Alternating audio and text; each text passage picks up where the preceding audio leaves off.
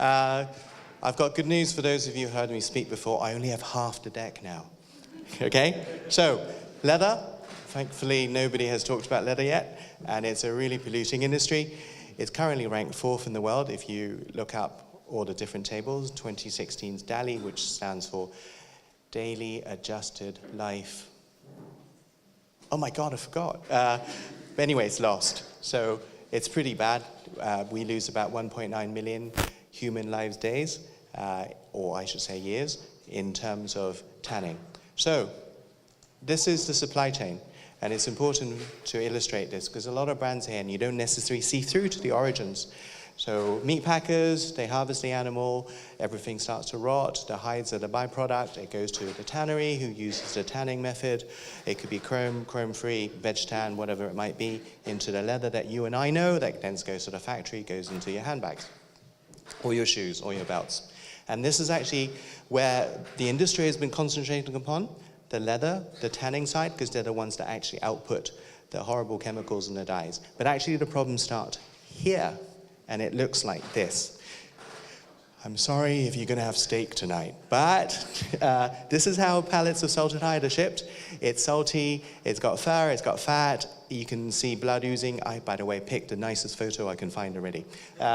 It's really smelly. You do not want to go to a tannery or anywhere close to one, okay? So, the first thing a tanner does when he receives this, because it will continue to rot, is they use about 200 to 300 liters of water just to soak it, wash all the cow dung, the blood, and all this kind of stuff off. And that's lost to us for drinking water. We can't drink salt water. It's lost to crops, and if you water plants with salt water, you lose crop yield. So the solution that we have is, we call it light hide. It's a dehydrated raw hide. It's not tanned, and I've got a small piece here, and David's got another he's going to pass for this side. Chris, if you can just pass it around. So that's a raw hide.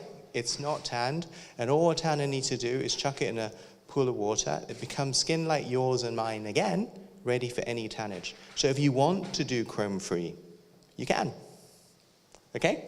So the photo on the left is currently a Korean tanner that we work with in the warehouse. And that's what it looks like. And our shipment arrived and opened it up, and they were like shocked because it's nice and clean. It's got no fur, no cow dung, does not smell. Anyway, so pleased to tell you, this is my last slide coming out, and it looks like this. What we bring, I'll go from the bottom up, is flexibility. Everybody in this supply chain actually wins. The meat packer wins because they can harvest additional stuff. They actually have a problem with the salt, and we eliminate the salt altogether. Typically, 60% of a tanner's total dissolved solids is from the salt used in preservation. We use none. We have clear supply chain benefits. We can ship 2,000 versus 500 in the same container. It doesn't rot. You can lose 5% of a shipment sometimes because these containers are ovens. The top bits are beyond well cooked, and the bottom bits are in its own juices. It's pretty mucky. And I can go on, but I'm going to be told to get off, so I'll move on to the next thing. We're cost neutral. It doesn't cost you any more. The brands don't need to invest. We actually save a lot of water. You can do pre-selection.